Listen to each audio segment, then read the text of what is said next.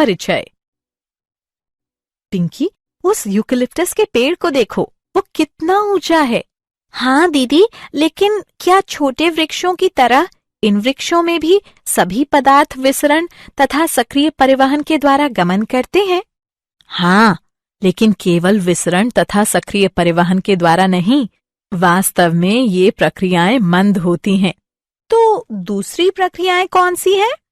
आओ, मैं तुम्हें इन प्रक्रियाओं के बारे में बताऊं।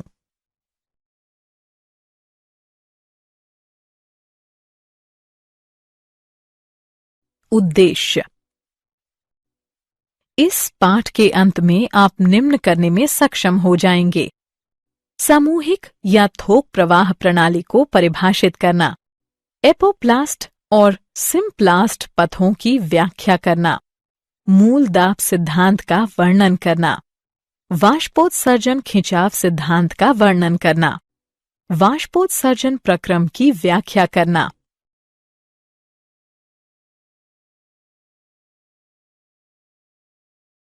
लंबी दूरी तक जल का परिवहन। परिचय। मित्रों, जैसे कि हम सभी जानते हैं कि छोटी दूरियों तक पदार्थ विसरण तथा कोशिका द्रव्य प्रवाह के माध्यम से सक्रिय परिवहन द्वारा पहुंचाए जाते हैं। किसी पादप में लंबी दूरी तक पदार्थों का परिवहन केवल विसरण द्वारा नहीं किया जा सकता। विसरण एक मंद प्रक्रिया है। यह अणुओं का केवल छोटी दूरियों तक संचलन कर सकती है।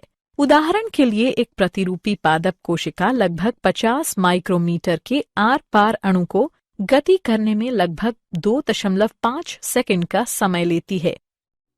कुछ वृक्ष 50 फीट तक ऊंचे होते हैं, इसलिए हम सोच सकते हैं कि केवल विसरण के माध्यम से पादप में 25 से 30 फीट की दूरी तक अणुओं को गमन करने में कितने वर्षों का समय लगेगा।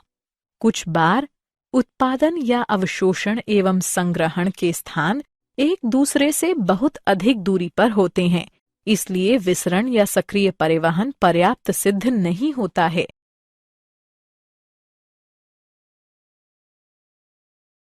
सामूहिक या थोक प्रवाह प्रणाली। ऊंचे वृक्षों में लंबी दूरी का विशिष्ट परिवहन तंत्र आवश्यक हो जाता है ताकि पदार्थ लंबी दूरियों तक एवं अधिक तेज गति से पहुंचाए जा सकें। जल एवं खनिज तथा खाद्य तत्व सामूहिक या थोक प्रवाह प्रणाली द्वारा परिवहन करते हैं। सामूहिक या थोक प्रवाह में पदार्थों का एक स्थान से अन्य स्थानों तक परिवहन दो बिंदुओं के बीच दाब में भिन्नता होने के कारण होता है। सामूहिक प्रवाह की यह विशेषता है कि पदार्थ चाहे घोल हो या निलंबन नदी के प्रवाह की तरह ही बहता है। यह विसरण की अपेक्षा भिन्न प्रकार का होता है, जिसमें विभिन्न पदार्थ अपनी सांद्रता प्रवणताओं के अनुसार स्वतंत्र रूप से ले जाए जाते हैं। थोक प्रवाह को धनात्मक जलीय दाब प्रवणता, उदाहरण के लिए बाग का हौज, या ऋणात्मक जलीय दाब प्रवणता जैसे पुआल के द्वारा चूषण के द्वारा प्राप्त किया जा सकता है। पादपों के संवहनी ऊतकों के द्वारा पदार्थों की थोक या सामूहिक गति को स्थानांतरण कहते हैं। उच्च पादपों में बहुत ही अधिक विशिष्टीकृत संवहनी ऊतक जाइलम और फ्लोएम होते हैं। जाइलम मुख्य रूप से जल, खनिज लवणों, कुछ कार्बनिक नाइट्रोजन तथा हार्मोनों का पादप की जड़ से वायवीय भाग तक स्थानांतरण करता है।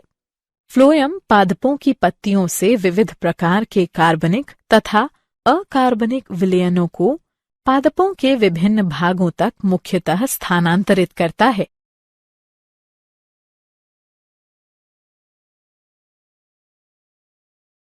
पादप जल कैसे अवशोषित करते हैं? आइए अब हम देखें कि पादप जल किस प्रकार अवशोषित करते हैं। जड़ें पेड़ों के लिए ज्यादातर जल को अवशोषित करती हैं, इसलिए हम मृदा पर जल डालते हैं, न कि पत्तियों पर। जल एवं खनिज तत्वों के अवशोषण का दायित्व मुख्यतः मूल रोमों का होता है, जो जड़ों के अग्र सिरों पर लाखों की संख्या में मौजूद होते हैं। मूल रोम पतली भित्ति वाले जड़ अधिचर्म के महीन विस्तार होते हैं। इनकी कोशिकाएं अवशोषण हेतु उपलब्ध पृष्ठ क्षेत्रफल का काफी विस्तार कर देती हैं। जल खनिज विलय के साथ मूल रोम से होकर शुद्ध रूप से विसरण प्रक्रिया के माध्यम से अवशोषित कर लिया जाता है। एक बार जब जल का अवशोषण मूल रोम द्वारा कर लिया जाता है तो यह जड़ों की परतों में गहराई तक 2 विशिष्ट पथों से होकर जाता है, एपोप्लास्ट पथ तथा सिम्प्लास्ट पथ। आइए इनमें से प्रत्येक के बारे में विस्तार से जानें।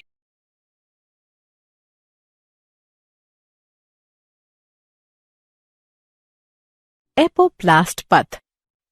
एपोप्लास्ट निकटवर्ती कोशिका भित्ति का तंत्र है जो जड़ों के अंतःसत्वचा में मौजूद कैस्पेरी पट्टियों को छोड़कर पूरे पौधे में फैला रहता है। जल का एपोप्लास्टिक परिवहन केवल अंतरकोशिकीय अवकाशों व कोशिकाओं की भित्ति के माध्यम से होता है। एपोप्लास्ट से होकर परिवहन कोशिका झिल्ली को पार नहीं करता। यह गति प्रवणता पर निर्भर रहती है।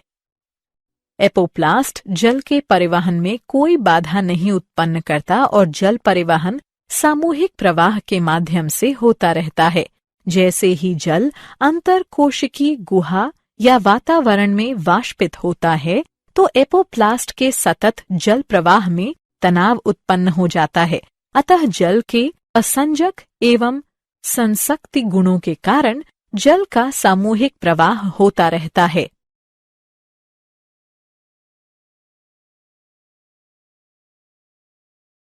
सिम्प्लास्ट पथ। सिम्प्लास्ट पथ एक अन्य पथ है। सिम्प्लास्ट तंत्र अंतः संबंधित जीव द्रव्य का तंत्र है। निकटवर्ती कोशिकाएं कोशिका लड़ी से जुड़ी होती हैं जो जीव द्रव्य तंतु तक विस्तृत रूप से फैली रहती हैं। जल कोशिका झिल्ली में होकर कोशिकाओं में प्रवेश करता है, इसलिए इसकी गति अपेक्षाकृत मंद रहती है। गति से विभव प्रवणता होती है। सिम्प्लास्ट गति को कोशिका द्रव्यी प्रवाहन सहायता करता है। कोशिका द्रव्यी प्रवाहन हाइड्रिला पत्तियों की कोशिकाओं में देखा जा सकता है, जहां प्रवाह के कारण क्लोरोप्लास्ट का परिवहन आसानी से दिखाई देता है।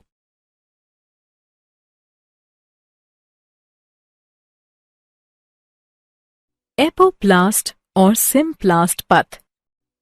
जड़ों में अधिकतर जल प्रवाह एपोप्लास्ट के माध्यम से उत्पन्न होता है। चूंकि वल्कुट कोशिकाएं शिथिलतापूर्वक आबद्ध होती हैं, अतः ये जल की गति में कोई प्रतिरोध उत्पन्न नहीं करती। हालांकि वल्कुट की आंतरिक सीमा अंतःसत्वचा जल के लिए अवप्रेशय होती है, जिसका कारण कैस्पेरी पट्टी कहलाने वाली सुवेरिनमय मैट्रिक्स होती है।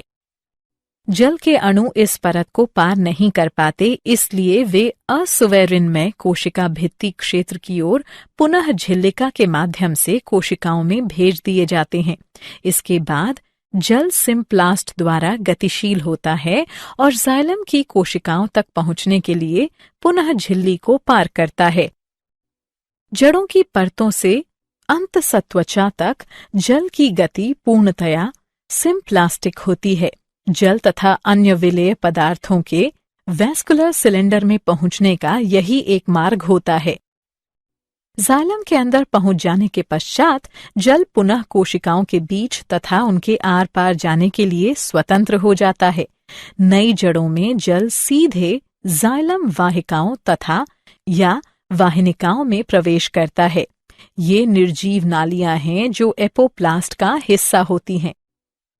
क्या आपको पता है कि कुछ पौधों में अतिरिक्त संरचनाएं जुड़ी होती हैं जो उन्हें जल एवं खनिजों के अवशोषण में सहायता करती हैं? माइकोराइजा मूल तंत्र के साथ कवक का सहजीवी संगठन होता है।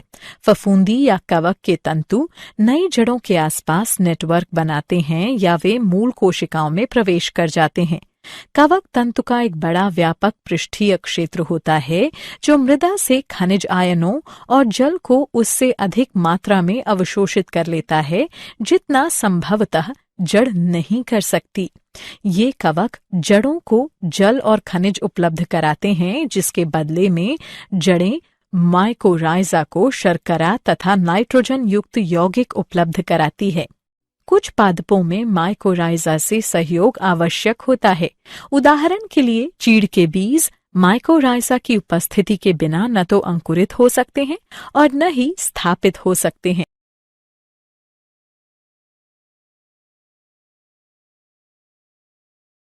मूल दाब सिद्धांत।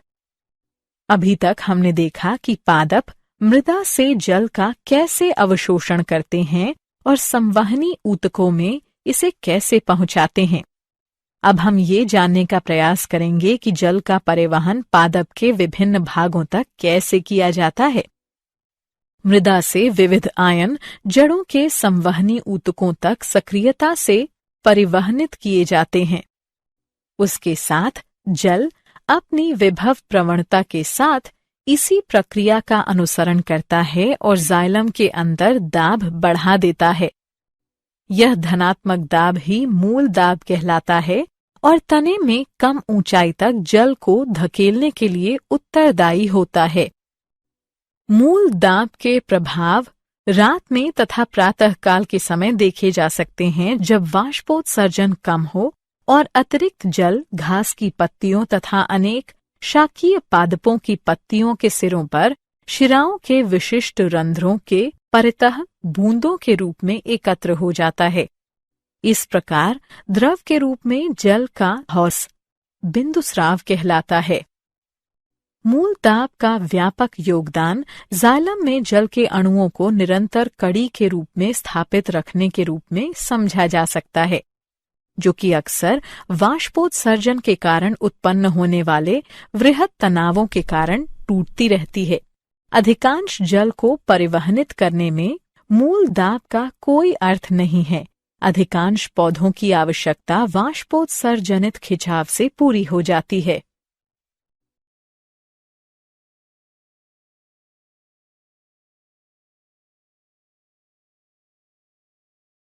वाष्पोत्सर्जन खिंचाव सिद्धांत।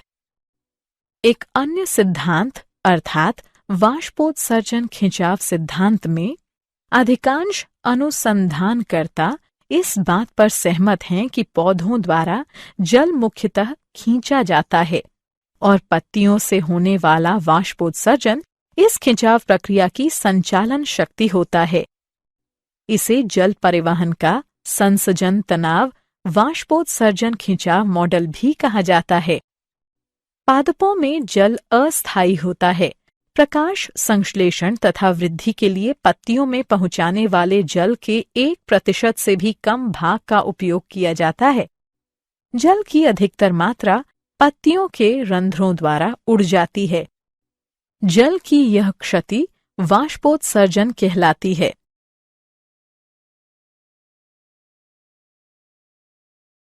वाष्पोत्सर्जन। आइए अब इस मॉड्यूल के अगले प्रकरण अर्थात वाष्पोत्सर्जन को देखें। वाष्पोत्सर्जन पादपों द्वारा जल को वाष्प रूप में परिवर्तित करने के कारण होने वाली हानि है। यह मुख्यतः रंध्रों से होता है जो पत्तियों पर पाए जाते हैं।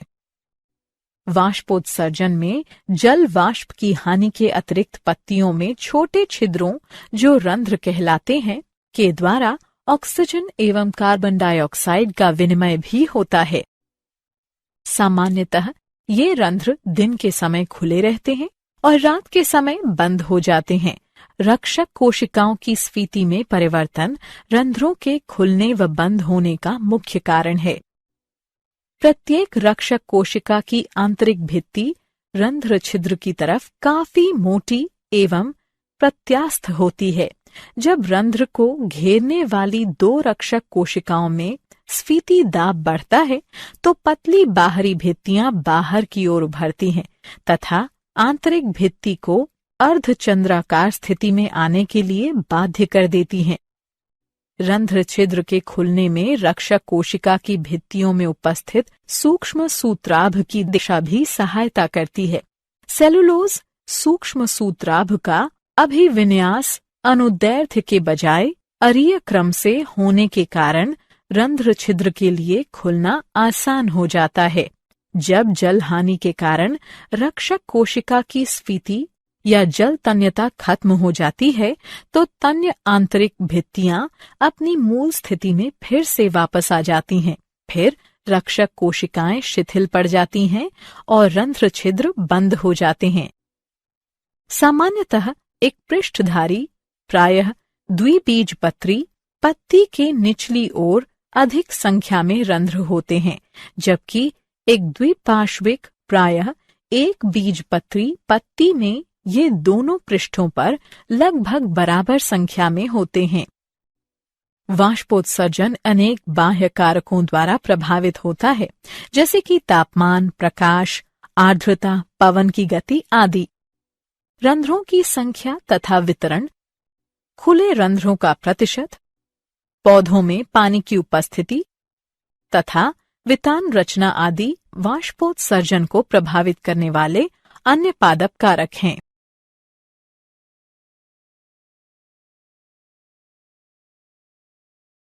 वाष्पोत्सर्जन। क्या आपको पता है कि जाइलम रस का वाष्पोत्सर्जित होकर ऊपर चढ़ना मुख्यतः सासंजन, आसंजन तथा पृष्ठ तनाव के गुणों पर निर्भर होता है। सासंजन जल के कुछ भौतिक गुणों पर निर्भर होता है। आसंजन, यह गुण सासंजन, आसंजन तथा पृष्ठ तनाव हैं। जल के अणुओं के बीच पारस्परिक आकर्षण सासंजन कहलाता है। पृष्ठ तनाव जल अणुओं का ध्रुवीय सतह की ओर आकर्षण, जैसे कि वाहिकीय तत्वों की सतह, आसंजन कहलाता है तथा पृष्ठ तनाव वह गुण होता है जिसके द्वारा जल के अणु गैसीय अवस्था की अपेक्षा द्रव अवस्था में एक दूसरे के प्रति अधिक आकर्षित होते हैं। जल के ये गुण इसे उच्च तन्य सामर्थ्य प्रदान करते हैं, अर्थात किसी खिंचाव शक्ति का प्रतिरोध करने की क्षमता एवं उच्च कोशिकात्व अर्थात पतली नलियों में ऊपर चढ़ने की क्षमता। पादपों में कोशिकात्व को अल्प व्यास वाले वाहिकीय तत्वों जैसे कि ट्रैकीड और वाहिका तत्वों से सहायता प्राप्त होती है। अब आइए पादपों में वाष्पोत्सर्जन के लाभों पर एक दृष्टिपात करें। यह पादपों में अवशोषण एवं परिवहन के लिए वाष्पोत्सर्जन खिंचाव उत्पन्न करता है। यह प्रकाश संश्लेषण हेतु जल प्रदान करता है। यह पादप के सभी भागों तक मृदा से खनिज तत्वों का परिवहन करता है। यह पत्तियों की सतह को वाष्पीकरण द्वारा 10 से 15 डिग्री तक ठंडा करता है। यह कोशिकाओं को स्वीत रखते हुए पादपों की आकृति एवं संरचना को बनाए रखता है।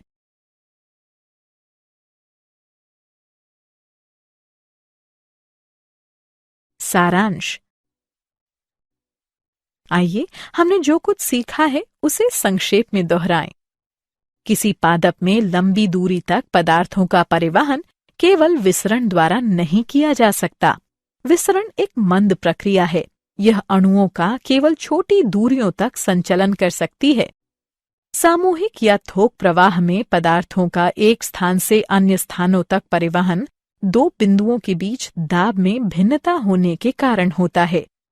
पादपों के संवहनी ऊतकों के द्वारा पदार्थों की थोक या सामूहिक गति को स्थानांतरण कहते हैं। जाइलम मुख्य रूप से जल, खनिज लवणों, कुछ कार्बनिक नाइट्रोजन तथा हार्मोनों का पादप की जड़ से वायवीय भाग तक स्थानांतरण करता है।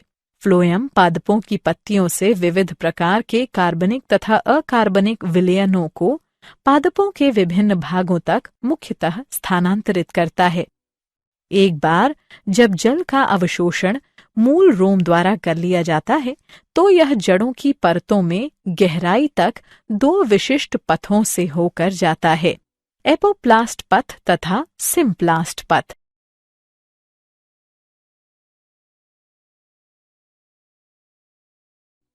एपोप्लास्ट निकटवर्ती कोशिका भित्ति का तंत्र है जो जड़ों के अंत सत्वचा में मौजूद कैस्पेरी पट्टियों को छोड़कर पूरे पौधे में फैला रहता है। सिम्प्लास्ट तंत्र अंतः संबंधित जीव द्रव्य का तंत्र है। सिम्प्लास्ट गति के दौरान जल कोशिकाओं से उनके कोशिका द्रव्य से होकर गमन करता है। अंतर कोशिकीय गमन प्लाज्मोडेस्माटा द्वारा होता है। मृदा से विविध आयन जड़ों के संवहनी ऊतकों तक सक्रियता से परिवहनित किए जाते हैं। उसके साथ जल अपनी विभव प्रवणता के साथ इसी प्रक्रिया का अनुसरण करता है और जाइलम के अंदर दाब बढ़ा देता है।